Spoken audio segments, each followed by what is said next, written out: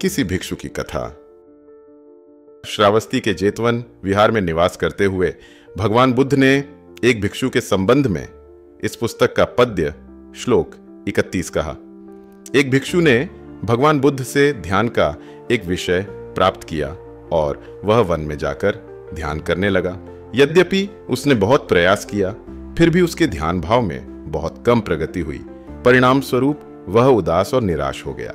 उसने सोचा कि विशेष निर्देश प्राप्त करने के लिए वह पुनः भगवान बुद्ध के पास जाए। इस विचार से वह जेतवन विहार की ओर चल पड़ा।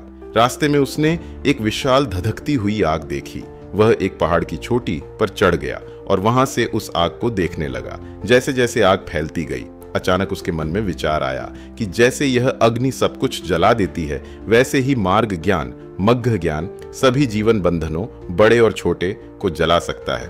उसी समय जेतवन विहार के गंधकुटी प्रांगण से भगवान बुद्ध अपने दिव्य ज्ञान से भिक्षु के विचार जान गए।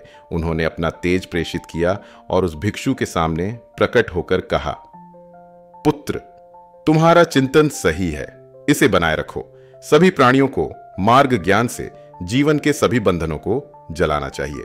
तब भगवान बुद्ध ने यह गाथा कही, अपमदारतो भिक्षु पमादे भयदसी व संयोजनम अनुमथूलम दहम अगिवा गच्छाति। जो भिक्षु अप्रमाद में आनंदित रहता है और प्रमाद में भय देखता है, वह आग के समान सभी बंधनों बड़े और छोटे को जलाता हुआ आगे बढ़ता है। इस उपदेश के अंत में उसी समय उस भिक्षु ने अरहंत तत्व प्राप्त कर लिया।